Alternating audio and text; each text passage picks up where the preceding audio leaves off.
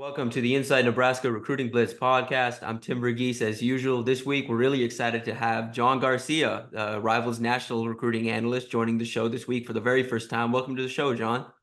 Happy to be here, Tim. Thanks for inviting me. Yes, sir. Of course. John's our guy down in the South pretty much. We rely on him for a bunch down there and across the country as well. We're not going to waste too much time. We'll get right into it. We'll start off the show kind of touching on Nebraska's most recent commit, Isaiah Mozee, four-star wide receiver out of Lee Summit, basically outside of Kansas City. But outside of Lee Summit, made the announcement that he was flipping from Oregon to Nebraska on Friday. And now joins his father at Nebraska, who was recently hired as a senior football assistant. And, this was a flip that was been in the works for kind of some time. Before we kind of touched on it here, but, before Mozee committed to Oregon, he actually visited Nebraska the weekend before.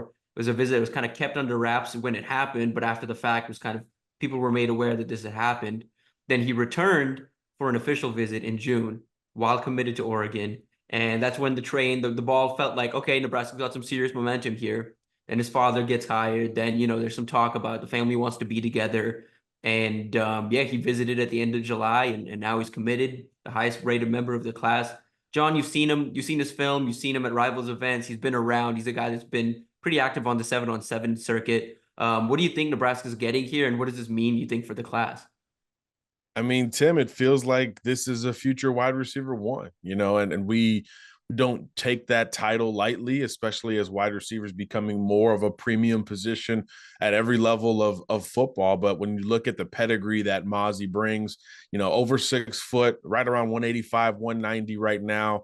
The last time I saw him, he was working with the best receivers in the country, and he absolutely fit in that group. And if you talk to anybody nationally, this year is kind of a wide receiver heavy year. Like, we really like the depth of this receiver class, and Mozee fits right in with a lot of the bigger names that have been talked about for the entirety of the 25 cycle. What I love about him is the suddenness. Sure, he's polished, which is what you would expect being a coach's kid, but it's really the suddenness, how quickly he is in and out of his breaks. And I think there's some nice value after the catch with him. So I think, again, you talk about how does this fit into a modern offense? Well, you got a young quarterback and a team that's looking to get more explosive on the outside. Well, just throw him a hitch, throw him a bubble screen. I mean, this is a guy who can work with that type of almost like a Luther Burden style where, yeah, he's not the biggest, scariest guy on the field, but you start getting him the ball in space and all of a sudden he's making a lot of things happen. So I like that ability after the catch is maybe the sleeper trait that Mozee brings to the table. But again, big, physical, polished, productive, which is, I think, another indicator at that position. We're starting to learn, hey, that you can't just be the freakiest looking dude out there. The production has to be there at a high level. And we've seen that over the last few years. I actually just pulled up his numbers here before we jumped on. 30 receiving touchdowns in high school already, then he's still got a senior year ahead. I mean, we love guys who are no doubt number one receivers on their team. Everyone knows it. The defense knows it, but you still can't stop them. So, we love that type of production from a guy like this. And I love the fit, like you said, a guy who wanted to stay a little bit closer to home beyond that family connection on the Nebraska staff. And honestly, business-wise, probably a good decision. We see what Oregon is doing at wide receiver, loaded receiver room that could even become bigger and better, between now and kickoff next year. So, in terms of being one of the guys at one school or being the guy at the other school, you understand why a kid like this makes this type of decision. But again, I love the floor here. I really like his dynamic ability as a route runner. And again, especially after the catch. Yeah, the after the catch thing is a great note there. That's something I noted kind of writing up the analysis on him. For a guy that's somewhat slight of frame, he's got really impressive core strength and lower body strength. Just like he runs through, like he's elusive, but not in the way you think of just like constantly shifty. He can run through contact. He's got good balance, can kind of run through some tackles. Like guys can't really arm tackle him. Like you have to bring him down. And he kind of turns into like a running back after the catch. Like, and Yeah, you there's see some him fight there. yeah, and after even in his junior film, you see him lining up in the backfield a bit, and that's rare for a guy that is slider frame. I love the Luther Burden comp is kind of crazy just because that's an elite guy that it's tough to comp anyone to. But just in terms of style and how you'd want him used in an offense, I think Burden's a perfect way to put it. Like that's what you want with a guy. And yeah, I wrote up the same thing. I was like, this is the guy you get your jet sweeps to, your hitches, your bubble screens. You just figure out a way to get this guy the ball in space. But yeah, an exciting addition for Nebraska. I think kind of obviously the top ranking member of the 2025 class as things stand. They're waiting a couple more decisions here in these next few weeks, months, and then, depending on what happens this season, they could be in the market for some flips in the 2025 class. Receivers kind of a position they're still hoping to address. Michael Terry's still out there, a couple other guys, they're still, holding out hope for, potentially trying to flip. We can touch on that a little later, but yeah, Mozee at this point, this was a big deal. Dylan Raiola needed some weapons. You got some transfers this last cycle, but you have to start building from the ground up. You have some guys in the room that are young, but need development. Ja'Cory Barney and Malachi Coleman and Jalen Lloyd, those type of guys. You've got even some like sleepers like Quinn Clark coming in. But getting a polished guy like Mozee, who's established, who the prior to this, the previous highest ranked wide receiver committed to Nebraska was Malachi Coleman, who, we knew coming out of high school, Coleman was going to need a year or two because he was raw, like very developmentally limited coming out of high school. Mozee's not that. Mozee's going to come on campus like ready to play. Yeah, and I like what you said about, his sort of mentality being above his physical ability right now, and in that he's going to gain weight too. I think that's what's exciting about him. We love the floor, but there's still room to grow physically, which is going to add to the ceiling that he'll bring to that receiver room. And we'll probably still learn a lot more about him, as a senior. That's the most important year to evaluate all of these guys. So he's a kid who, the more you see him, the more you like him. So he actually, I think, has an opportunity to maybe even push higher, up the rankings when all is said and done. But yeah, this is a banner get pretty much no matter how you slice it. For sure. And yeah, kind of getting back to your roots a little bit, talking about a Florida kid, 2026 four-star quarterback Michael Clayton reached out to me this week and said he's coming down for the Colorado game. This will be his second visit to Nebraska. Nebraska offered him back in June while he was on campus, and he left pretty high on the staff, high on Nebraska. This is a bigger quarterback, 6'4", like 190, I believe is what we have him listed at. And a guy that can do a lot of things, has picked up some offers this offseason. What have you seen from Clayton on the field? And then like what has this offseason kind of been like for him, for someone that's covered him as close as you have? Yeah, huge offseason for Clayton. He decided to, focus up on everything. He's transferred schools to a state power and Sanford Seminole High School, where it's going to be a little bit more sophisticated, a little bit more, high IQ from the QB position. And in that process, had a really big offseason. Came down to Miami for Rivals Camp and won MVP at the QB position against a lot of future Power 5, Power 4 starters. He's one that, we bring our analyst team down there, and you like certain guys, but you don't hype them up before, because you say, hey, I want to see what our Mid-Atlantic guy thinks. I want to see what our national recruiter thinks. And then they're like, hey, who's this guy? Who's this kid here? And it was Michael Clayton. Just big, like you said, physical and consistent, sort of a throwback, I think, in his frame. But he's got enough modern athleticism, functional athleticism in the pocket to be a guy who can handle a more up-tempo ball distribution type of offense. And he's really run with that this offseason. Basically, like you said, when he went to Nebraska, got the offer. That happened at a lot of campuses. Everyone got eyeballs on this kid, popped in the tape, and said, hey, this is a kid who can layer the football. Again, a ton of physical upside with 2 years left. He's going to be well over 200 pounds before all is said and done, with natural arm strength and this ability to process. I think that's really the key word when we're talking QB evaluation. How quickly are you digesting everything and letting it rip? Because it's timing, right? Timing and touch. It's not as much about Dylan Raiola's huge arm. It's about how he processes to that point and then executes with the arm. So with Clayton, we see a lot of those elements that we really like early on, and he's kind of running his own race at this point. Now he's built a strong foundation of offers. Ironically, he was really high on the in-state schools, and they've all got the QB spot filled now, Miami, Florida, and Florida State. So and UCF's on the verge. So it seems like he's going to be a little bit more patient with the process, which I think for a school like Nebraska is huge, because he's going to be able to get back out on the road and take other game visits and really try to take in these atmospheres to dig into the plan at each stop. But there's no doubt that that first trip to Nebraska really captured his attention. They were already talking about a return trip when he was leaving Lincoln, which I think is always a good indicator. And you always want to see from the school's perspective, hey, where's the timeline here? Like, how quickly could this thing shake? Because again, the 26 QB bubble, it sort of popped earlier this offseason, right? A lot of these elite guys started to fly off the board. But Clayton, again, you like the confidence of running your own race despite all of that.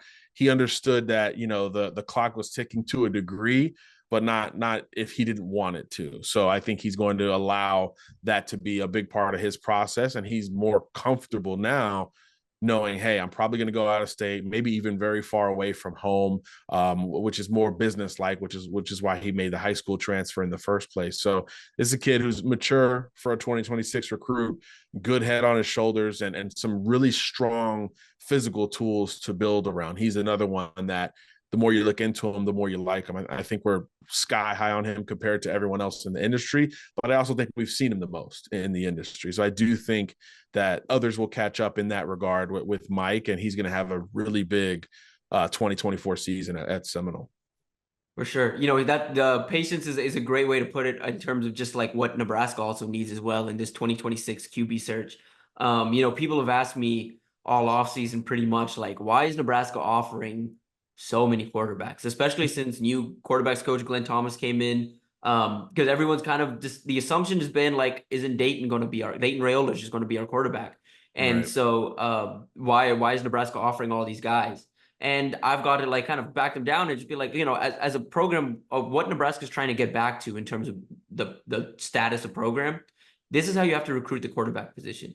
You have to cast a wide net. You have to find your guys after casting that wide net and then start to hone in on them. And Nebraska's starting to do that. This spring evaluation period and the summer camp period was that opportunity to cast that net. I think the last time I checked, the number is 18 is the number of quarterbacks that Thomas alone offered since getting on campus. Wow. And that's just, and he threw a bunch of guys that are committed now. Noah Grubbs, he's committed. Brady Hart, he's committed. There's just a bunch of offers they made to guys that are now Jaden O'Neal committed like 2 weeks after Nebraska offered to Oklahoma. And so this is basically like where this thing is at. Like you were saying, this bubble is popped. Like 2026, these dominoes are falling fast. And so Nebraska's trying to make sure they're not left behind, because yes, Dayton Raiola absolutely does factor into Nebraska's quarterback search.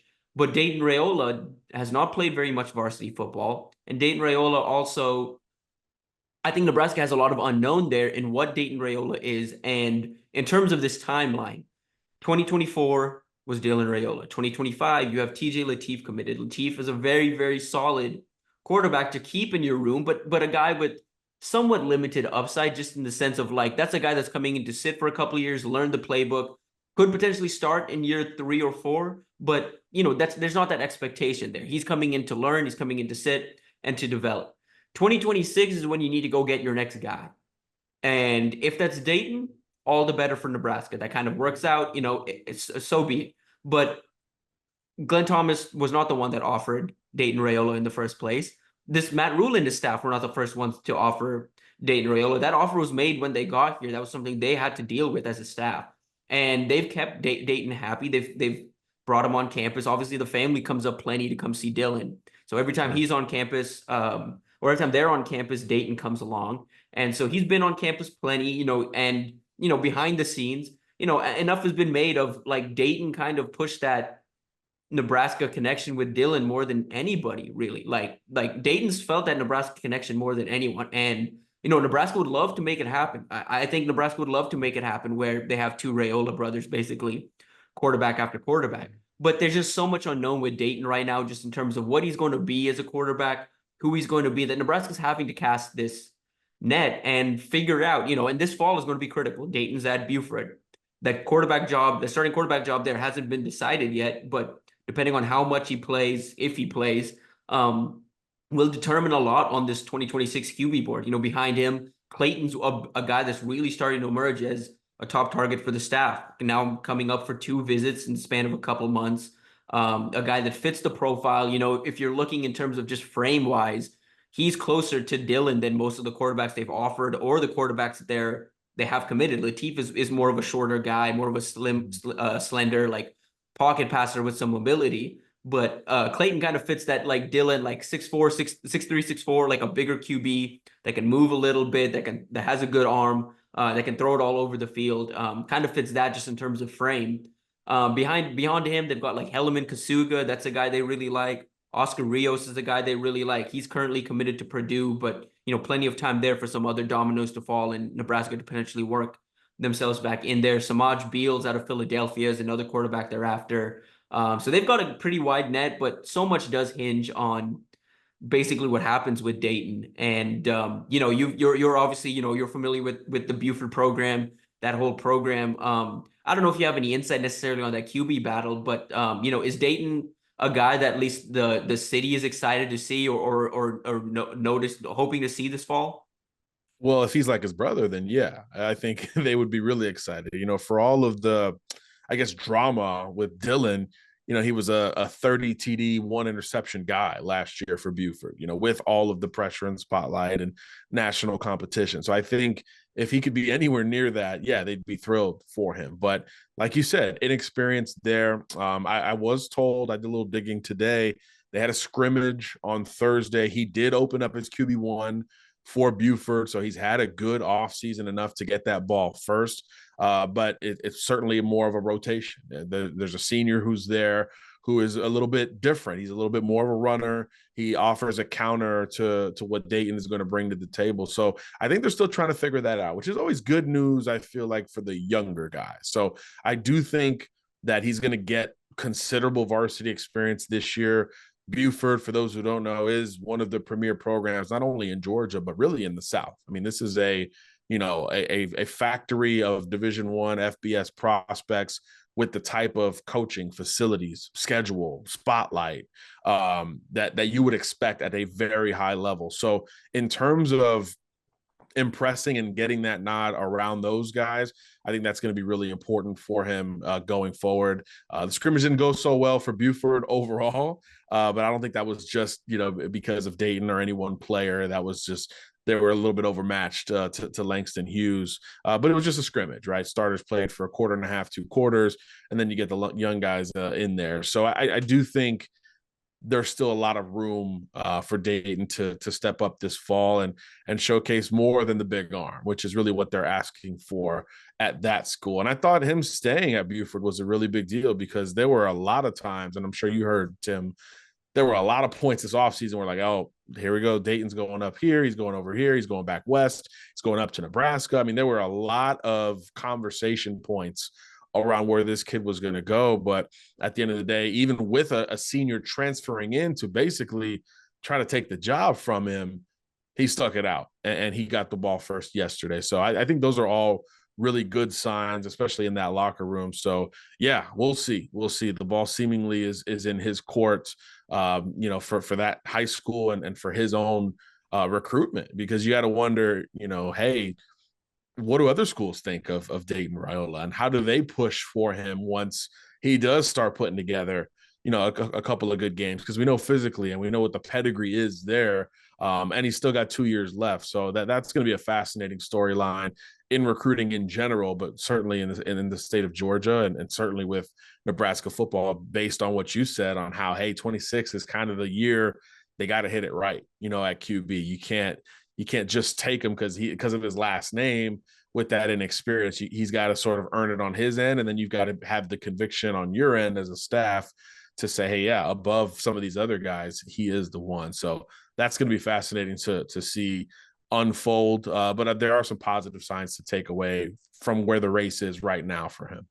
For sure. And so much can change in terms of just obviously Dayton's trajectory and also what Nebraska is trying to do in 26 at the QB position and just in general. Yeah. So much hinges on what happens for both of these people on both of these or parties, I guess, on the field this year. Nebraska has a good season. Dillon, lights it up all of a sudden you've got some national 26 names suddenly taking a closer look at Nebraska and what Glenn Thomas has done and taking a further look. Like Glenn Thomas has done a good job of making an impression on guys he's talked to. They've really like his NFL background and kind of the development that he's done has guys not only interested in Nebraska, but we've got guys like Clayton and I mean, over this July weekend, we had two four-star quarterbacks from California just stop through town just to see what was happening at Nebraska. That hasn't happened in a long time, where four-star quarterbacks are just kind of popping in almost unannounced, just to see Like what's they're happening. initiating. Right. Right. Yeah. And that's not a thing that's happened in a very long time around here. Early Scott Frost was the last time I can remember that, just because there was that lasting, momentum from Scott Frost's time at UCF, but it's not really been that way in a while. And so it's good to see the program get back to that, at least, where they're now a destination again for quarterbacks, or they hope to be a destination for quarterbacks. But again, so much just hinges on with all of this is on this season, what happens with Dayton in terms of his own development, and what happens as well with Nebraska on the field and what they end up doing. But yes, besides Dayton and that general conversation, Clayton getting back up to town like does show you that Nebraska isn't just waiting around on Dayton. They are setting up some contingency plans.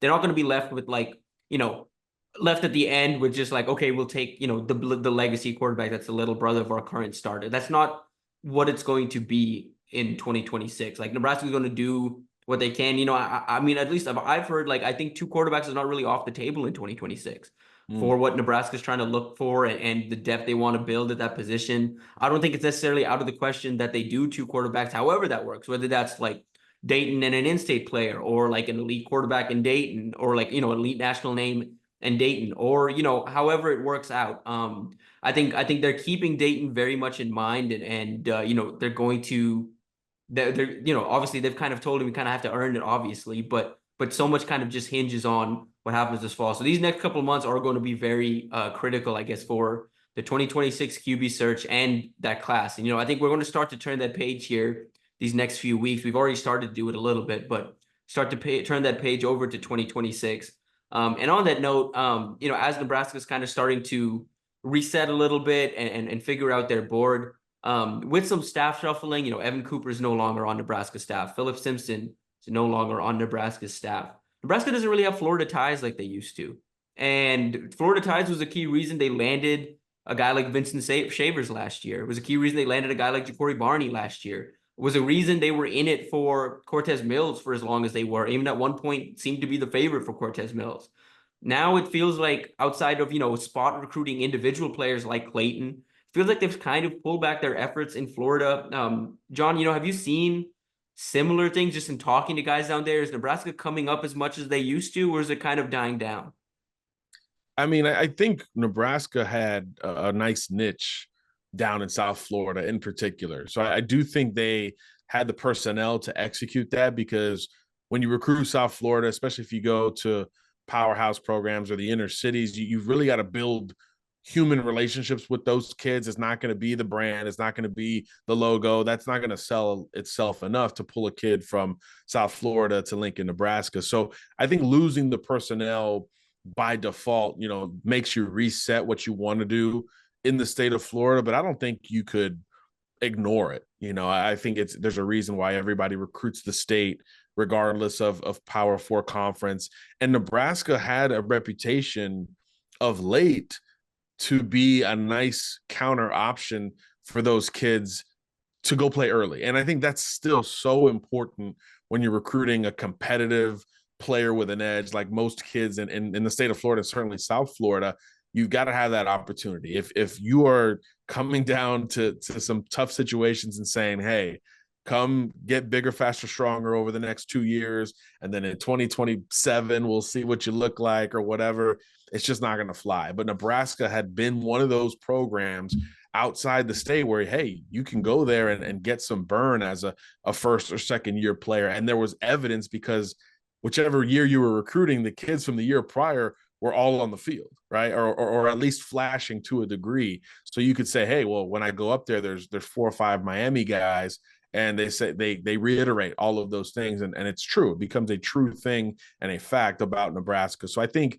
that's part of it, and that part is still potentially there. You mentioned some of the big names from last cycle with Barney and Shavers and McGahee and some of these other guys.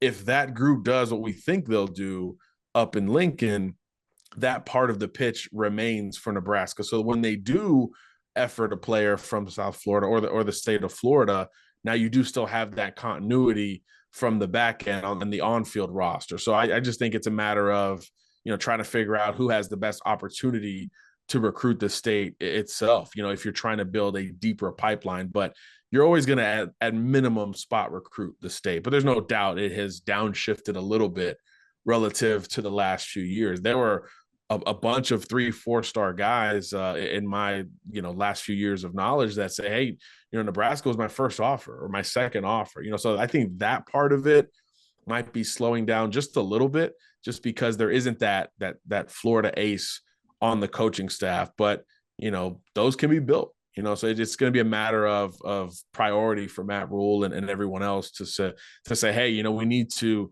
focus on this city or this type of recruit in that state, which, for Nebraska is really important, because you got to recruit nationally, right? I mean, this, obviously you've got to be able to cast a super wide net in terms of where you want to go get talent from. So you wouldn't ignore areas where you have had recent success, like the state of Florida. So I would expect Nebraska to continue to be a player, especially if they grab one of these high profile guys like Clayton that they're already in on.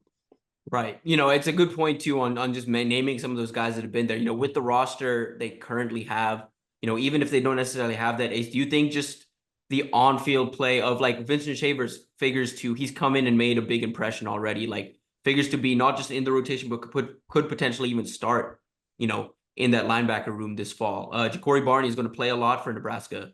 Dwight Boodle is going to play a lot for Nebraska. Dwight Boodle is a guy that's got some pull down there.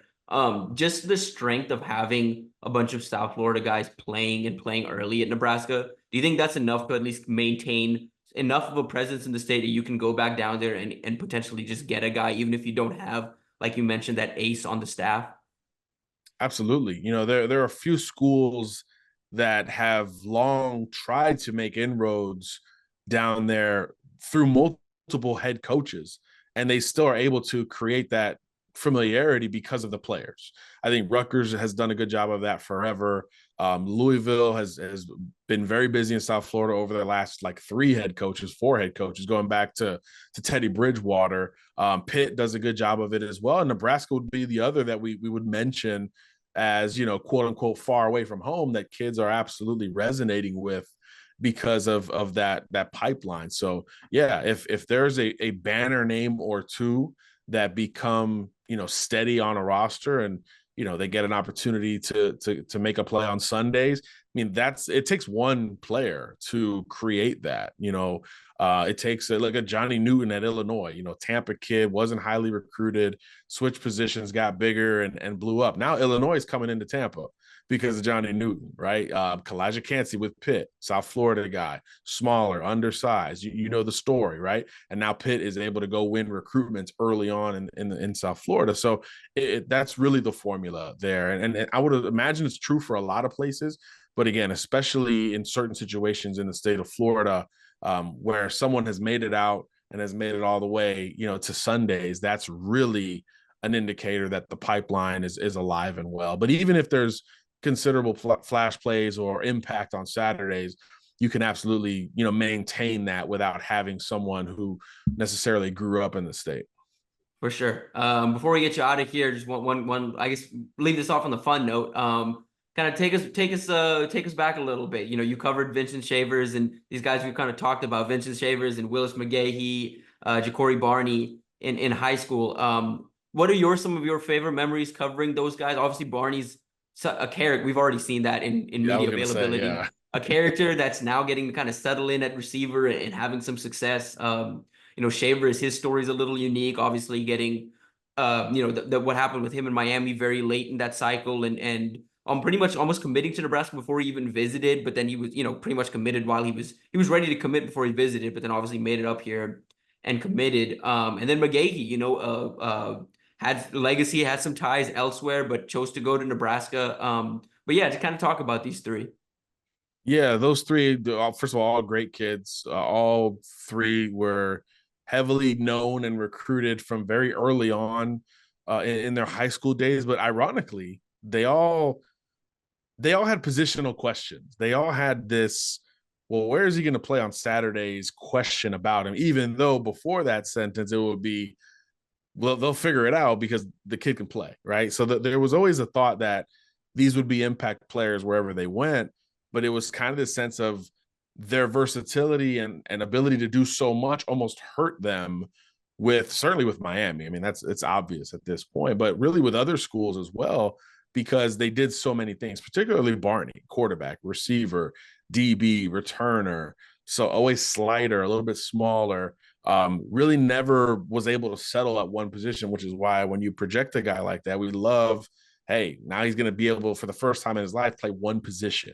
So his was more of a, I do so many things well kind of deal. The other two, it was a height and weight thing, right? Willis McGahee's best traits were pass rushing traits, but he was built more like an off the ball linebacker. So he struggled with that sort of identity, and he was able to play a little bit more off the ball as a senior, and Nebraska really just sort of stuck with him, and that's something that he honored with that commitment, because other schools did come in. He was getting a lot more phone calls as time went on, but that initial benefit of the doubt really mattered to him, and he's a smart, high IQ kid as well. So I think that was really important for him in sticking with the Cornhuskers. And then with Shavers, man, you talk about a kid.